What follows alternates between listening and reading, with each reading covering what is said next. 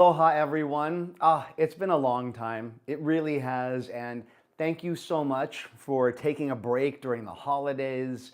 I had the kids and it was absolutely amazing. Dr. Matt here. And what I want to talk about is skipping your New Year's resolution. Now, before you sign off or change out to something else, just hear me out in just a moment. I want to talk about why you should actually skip your New Year's resolution. And I really want to do a whole bunch of things on this because man, I think people are talking about the fact that these things don't even fucking work. So why bother doing it? You know what I'm talking about? So here's the deal. First of all, if you like what you hear, we got a ton of free information on YouTube Live, on YouTube channel, on Facebook. You can connect up with us.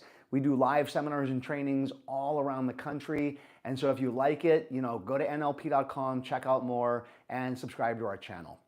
Here's what I want to talk about. I haven't gotten to be with you all for a while. I want to talk about the uselessness of a New Year's resolution. It's pretty interesting. So one of my clients, and this was a couple of days ago, said to me, what do you do around New Year's? Like, what do you do? You're the guy that's been teaching this stuff since the 90s. Like, what do you do? And I'm like, I actually skip it. I don't just skip the New Year's resolution thing because it's a cliche. I skip it because I don't want to be a part of the energy. I want you all to stop and think about this for a moment. The average individual stops going for their New Year's goal by February 2nd. That's according to an Apple commercial. Apple is capitalizing on this concept right now. What I mean by that is Apple is promoting their Apple Watch and saying if you want to avoid the fail date, whatever they call it, February 2nd, that get your Apple Watch and that's going to help you out. Well, Apple, I love Apple products, and guess what? If all it took was some technology, we've had technology for a while. We would have made it past February 2nd.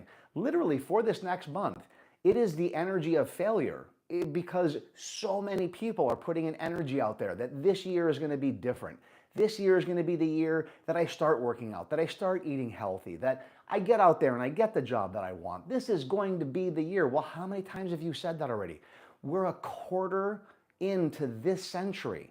This is 2025. We are a quarter into this century. Those of you who are older than 30 years old, how many times have you already said that? Possibly part of the reason why they don't work is because so many people are putting an energy out there of I'm only going to be doing it for a month. I don't think it's actually February 2nd. I think it's February 14th. People set their weight loss goals and then Valentine's Day comes around and you finally get laid and you're like, well, I look good enough. I'm going to make it through the rest of the year. And then you get fat and then all of a sudden at the end of the year, you go, oh shit, I got to do that again. So for a month and a half, you do your work. You eat healthy, you work out, you do all the things that you should do.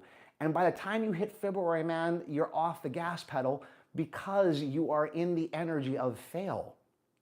What do successful individuals do? They set a goal whenever they need to set a goal. They don't mark it on a calendar. It has nothing to do with January 1st, February 14th, November 3rd. It doesn't matter. I don't even know why I said November 3rd. It doesn't matter what date. You set a goal when you need to set a goal. So if you've got to set a goal during this time frame, set it with the idea that it's your goal, that it is your personal thing and why do you want it and what's your investment in it, and stop making it about the fact that it's January. Set a goal because it's time to set a goal. And don't just set a goal because everyone else is.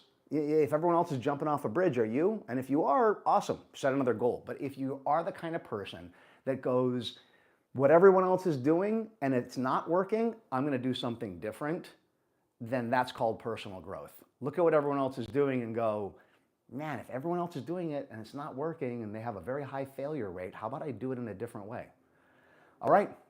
Welcome back. I'm going to do my best to be here every single Wednesday. Next Wednesday, I'm still going to be here in Houston, hanging out. And then the Wednesday after that, we're going to be in Austin, kicking off our very first event in Austin, Texas. We always launch there. So if you're in Texas, you have no excuse. You're used to driving 7 hours just for dinner. So you might as well come to Austin. And those of you in the surrounding states, you might as well come to Texas. It's a different country. Check it out, okay? Love you all. I'm glad to be back and see you all next week. Ahui ho.